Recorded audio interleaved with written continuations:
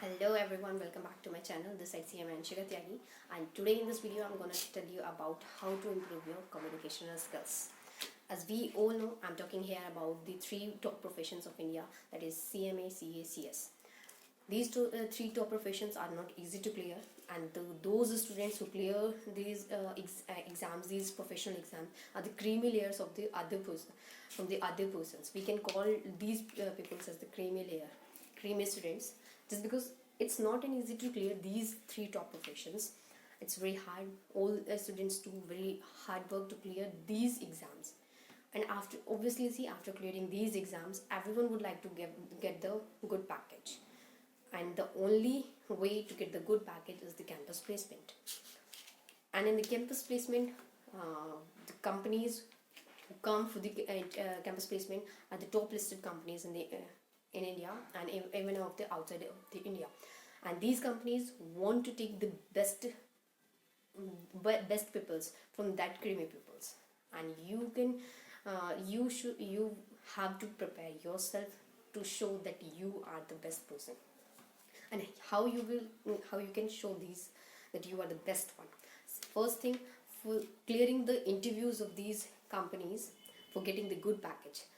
Even if you are fresher, you can get the good packages through the campus placement. In the campus placement, the companies want the creamy peoples from these creamy peoples, so you can understand. So they need the person who have the ability of who have everything. Like, they want the person who have the knowledge, they have the person who looked professional, they want the person who is good in communication. So here the communication present the main role. When at the time of interview, you present yourself in front of that interviewers, and your communication skills give them the opportunity to select the candidate who are representing themselves in front of him with good communication. They get the more chances to get selected. For example, यहाँ पे मैं आपको एक बात clear कर दूँ कि communication skills का मतलब हमेशा ये नहीं होता कि आपकी इंग्लिश अच्छी होनी चाहिए. कम्युनिकेशन स्किल का मतलब है कि आप सही टाइम पर जो उन्होंने क्वेश्चन पूछा है उसका सही वे में आंसर सही टाइम पर दो. ठीक है, तो पहली कम्युनिकेशन आपको यहाँ पे आपकी कम्युनिकेशन में आपकी थ्योरेटिकल नॉलेज भी काम आती है, साथ में आप अपने आंसर को कैसे रिप्रेजेंट कर रहे हो वो आपकी कम्युनिकेशन स्किल पर डिपेंड करता है.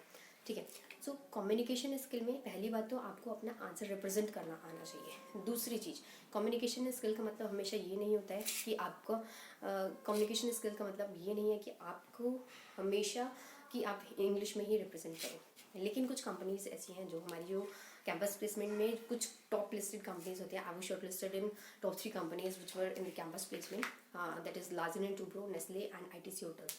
And ITC hotels and Nestle always prefer those candidates who is good in English communication. Basically English Hindi matter करना नहीं चाहिए, लेकिन मैटर करता है क्योंकि इंग्लिश एक कॉमन लैंग्वेज हो चुकी है. खुद सारी कंट्रीज़ जो हैं वो इंग्लिश को ईजिली समझ पाती हैं. तो इंग्लिश एक कॉमन लैंग्वेज है, तो सभी को इंग्लिश को प्रेफर भी करते हैं. लेकिन नेस्ले में मेरे सामने ये केस हुआ था कि we were the 25 student who cleared the written examination of Nestle, and we were shortlisted for the personal interview.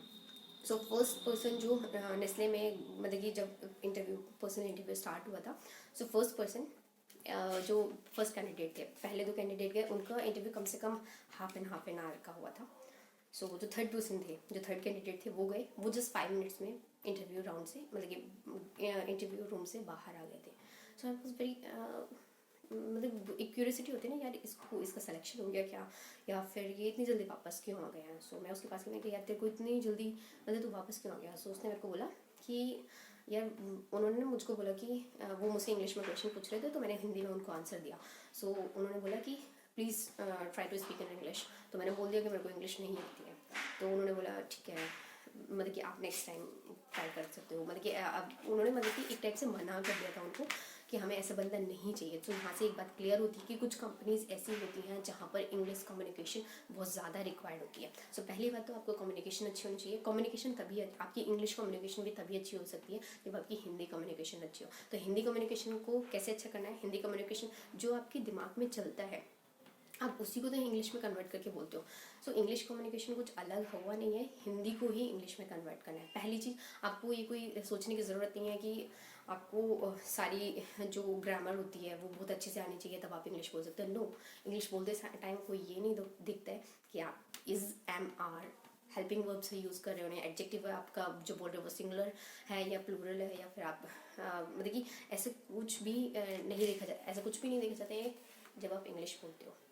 So the main thing is that आपका एसेंट अच्छा होना चाहिए। पहली बात, आप जब कुछ बातों को बोलते हो तो आपकी बातें इतनी इफेक्टिव होनी चाहिए कि सामने वाला सुनने के लिए इंटरेस्टेड हो। सेकेंड थिंग इज कि आपका इंग्लिश का एसेंट अच्छा होना चाहिए। मैंने बहुत से लोगों को देखा, उनकी इंग्लिश बहुत अच्छी होती है, मतलब इंग्लिश जो वो विकेबलरीज यूज़ करते हैं और जो उनके जो वर्डिंग्स वो यूज़ करते हैं वो अगर उन वो बहुत अच्छी होती है, लेकिन उनका एसेंट इतना ख़राब होता है कि उनको सुनना पसंद नहीं करते हैं लोग। For example, if someone is saying will you do that, if someone is saying will you do that, yeah, I will do. So it's not the it does not give the proper effect to the friendly person. So if someone is asking will you do that, yeah, I'll do, yeah, I'll do, something like that. So आपको थोड़ा आपके जो communication है, आपकी जो presentation, आप जो communication जो बोल रहे हो वो इतना इफेक्टिव होना चाहिए कि सामने वाला इंटरेस्टेड हो। सेकेंड थिंग कि एक तो एसेंट अच्छा होना चाहिए आपकी इंग्लिश का। फर्स्ट थिंग आपका एसेंट अच्छा होना चाहिए। सेकेंड थिंग की अगर मैं बात करती हूँ तो आपका फ्लो जो है इंग्लिश का वो बहुत अच्छा होना चाहिए। बहुत से लोग ना कुछ स्टाइल में, ये मैंने देखा है ट्रेंड चल रहा है, वो बोलते हैं फिर करते हैं okay, okay, I will do that, okay. So को ये थोड़ा कम करने के लिए, और ये फ्लो कैसे आ सकता है इंग्लिश का वो मैं आपको बताती हूँ। मैं अपनी एग्जांपल देती हूँ। मैं भी इंग्लिश में कोई महारत हासिल नहीं करी हुई है मेरे को, बस मेरा ना जब मैं इंग्लिश बोलती हूँ तो मेरा कॉन्फिडेंस लेवल मेरे फेस पे अलग से दिखता है। सो इंग्लिश में पहली बात तो एसेंट, दूसरी बात आपका जो फ्लो होता है वो भी दिखना चाहिए। थर्ड थिंग जो मोस्ट इंपॉर्टेंट थिंग है कि आप जब बोल रहे हो तो आपके फेस पे कॉन्फिडेंस लेवल होना चाहिए। भले ही आपको पता है कि आप इज एम आर गलत लगा रहे हो, वोज वर्ड गलत लगा रहे हो, that does not matter at the time of speaking English. So आपको रिप्रेजेंट करते टाइम जब आप इंग्लिश बोल रहे होते हो आपको कुछ नहीं सोचना है, बस आपके फेस पे कॉन्फिडेंस लेवल होना चाहिए, आपको आंसर आना चाहिए।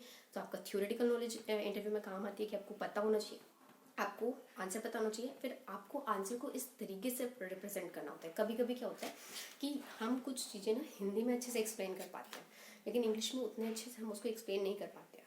तो उसके लिए आप, अगर ऐसी कोई सिचुएशन आपके साथ आ रही है कि आप किसी आंसर को हिंदी में तो अच्छे से जानते हो विद एग्जाम्पल, लेकिन इंग्लिश में आप उसको रिप्रेजेंट नहीं कर पा रहे हो, तो वहाँ पर आप इंटरव्यूअर से बोल सकते हो, क्या बोल सकते हो कि sir I would like to represent that answer in Hindi. So इतना तो इंटरव्यूज जो है, जब आप पूरा आंसर आपने इंग्लिश में दिया है, बाकी अगर आप एक एग्जांपल या फिर कोई एक आंसर आप पर्टिकुलर हिंदी में देना चाहते हो, सो आप कह सकते हो sir I would like to represent this the question of this answer in Hindi. So वो आपको परमिशन दे देगा, आप हिंदी में उसको प्रेजेंट करो। बट ये कभी नहीं करना चाहिए कि आपको आंसर तो हिंदी में अच्छे से आता है लेकिन आप उसको इंग्लिश में रिप्रेजेंट नहीं कर पा रहे हो, लेकिन फिर भी आप धक्का पेल करे जा रहे हो इंग्लिश में। उससे क्या होगा कि कम्युनिकेशन स्किल का कम्युनिकेशन गैप आ जाएगा कि आप जो समझाना चाह रहे हो वो समझ नहीं पाएगा और वो सोचेगा कि आपको नहीं आता है। सो बेटर होता है कि आपको अगर आपको इंग्लिश नहीं आ रही है, पहली बात तो इंग्लिश भी इंग्लिश मैंडेटरी होती है बहुत सारी जगह पर। जैसे मैंने आपको एग्जांपल दिया कि नेस्ले में इंग्लिश कम्युनिकेशन मैंडेटरी थी, आईटीसी होटल्स में इंग्लिश कम्युनिकेशन मैंडेटरी थी। सो इंग्लिश को इम्प्रूव करने के लिए आपको क्या करना पड़ेगा, सबसे पहले आपको अपनी एसेंट पे ध्यान देना पड़ेगा। कुछ लोगों का ना एसेंट बहुत ख़राब होता है इंग्लिश का। मैं यहाँ पे एग्जाम्पल तो नहीं दे पा रही हूँ, बट अब वो देखने से पता चल जाता है सामने लोगों का एसेंट कैसे होता है। वो अच्छी इंग्लिश बोल सकते हैं लेकिन उनके पास बहुत अच्छी वोकैबुलरी का कलेक्शन होता है, लेकिन वो नहीं बोल पाते हैं जस्ट बिकॉज उनका एसेंट अच्छा नहीं होता, तो सामने वाला इंटरेस्टेड नहीं होता उनको सुनने के लिए। सेकेंड थिंग कि आपको फ्लो होना चाहिए, आपकी इंग्लिश में फ्लो होना चाहिए। थर्ड थिंग कि आपका ना जो कॉन्फिडेंस लेवल, जब आप इंग्लिश बोलो तो कॉन्फिडेंस लेवल आपका अलग से दिखना चाहिए, चाहे आप हिंदी में बोल रहे हो चाहे इंग्लिश में बोल रहे हो, confidence level is very must. Second, और बाकी कैसे आपको इंग्लिश इंप्रूव करनी है उसके लिए मैं आपको बताती हूँ कि मैं भी कोई ज़्यादा अच्छी खासी नहीं थी, बट मैंने अपनी इंग्लिश को कैसे थोड़ा बहुत इम्प्रूव किया है। वो था कि मेरा कोई ऐसा फ्रेंड नहीं है कि जो फ्लुएंटली इंग्लिश बोलते हो और मैं उनसे डेली बेसिस पे कम्युनिकेट कर सकती हूँ। इवन मेरे भाई अच्छी इंग्लिश बोल लेते हैं, बट घर में अगर मैं उससे बोलने की कोशिश करती हूँ, उसके साथ इंग्लिश में बात करने की कोशिश करती हूँ, ईजेट ज़्यादा अंग्रेज मत बन, ये सब का रिएक्शन होता है। तो मैंने क्या करा कि मैं जब भी मैं घर पे अकेली होती हूँ या फिर मैं अपने रूम में जो मेरा मिरर है उसके सामने खड़े होके I will always try to speak in English with myself. Even अगर मेरे सामने मिरर भी नहीं होता है और मैं रूम में अकेली हूँ और मेरे दिमाग में कोई बातें चल रही हैं, तो I always try to speak that things which is in my mind and I try to speak that things in English by my own. ठीक है, सो इससे जब हम अकेले में रहते हैं तो हम अपने आप से जब इंग्लिश में बातें करने लगते हैं तो इससे हमारा जो एक वो होता है ना हेजिटेशन लेवल, जो हेजिटेशन जो होता है वो हमारा हेजिटेशन रिमूव होता है। और हेजिटेशन एक दिन, जिस दिन हेजिटेशन आपका रिमूव हो गया, आपको इंग्लिश बोलने से कोई नहीं रोक सकता और बेटर इंग्लिश बोल सकते हो, बेस्ट इंग्लिश बोल सकते हो। सो होपफुली आपको ये वीडियो अच्छी लगी होगी, कॉन्फिडेंशियल। तो मेरा आप यहाँ पे कॉन्फिडेंस लेवल देख सकते हो, मैं भी कहीं पे थोड़ा बहुत गड़बड़ाया होगा, लेकिन ये वीडियो बनाना भी एक इजी टास्क नहीं है। बहुत सारे लोग ऐसे हैं जिनके पास बहुत नॉलेज है लेकिन वो वीडियो नहीं बनाते हैं जस्ट बिकॉज ऑफ उनकी हेजिटेशन लेवल होती है, उनके अंदर हेजिटेशन होती है, वो अपने आप को रिप्रेजेंट नहीं कर पाते हैं। सो ये वीडियो बनाने भी एक कॉन्फिडेंस लेवल की बात होती है। Thank you for watching this video. अगर आपको वीडियो अच्छी लगी हो तो प्लीज़ दूसरों के साथ भी शेयर करें कि वो कैसे अपनी इंग्लिश को इम्प्रूव कर सकते हैं। सबसे बेस्ट तरीका है कि खुद से इंग्लिश बोलो या अपने ग्रुप में दोस्तों को बोलो। अपना पहले आप जो आप चैटिंग करते हो ना, आप ट्राई करो कि आप इंग्लिश में मैं कोई इंग्लिश के फेवर में नहीं हूँ कि आपको हमेशा इंग्लिश यूज़ करनी चाहिए, लेकिन इंटरव्यू वगैरह को प्रिपेयर करने के लिए आपको थोड़ा यूज़ टू होना पड़ेगा इंग्लिश का। बाकी आप नॉर्मल लाइफ में हिंदी यूज़ करो। सो आप अपनी चैटिंग से स्टार्ट कर सकते हो। आप जब भी चैटिंग करो आप इंग्लिश में ट्राई कर सकते हो, और जब एक बार आप लिखना स्टार्ट कर देते हो, आप अच्छे से इंग्लिश चैटिंग में स्टार्ट कर देते हो, तो आप उस इंग्लिश को, क्योंकि जब आप चैटिंग में लिख रहे हो तो आप तभी वो इंग्लिश आपके दिमाग में चल रही होती है, तो फिर उस दिमाग में चली हुई इंग्लिश को अपने मुँह पे लेके आना है और आपको बोलना है, और उसके लिए आपको प्रैक्टिस की ज़रूरत होती है। विदाउट प्रैक्टिस आप अच्छी इंग्लिश नहीं बोल सकते हो। So practice is must and your confidence level is must and your accent is very much effective at the time of speaking the English. Thank you for watching this video. Hopefully you like this video. So ऐसी interesting videos पाने के लिए आप please मेरे channel को subscribe करिए और videos औरों के साथ भी शेयर करिए।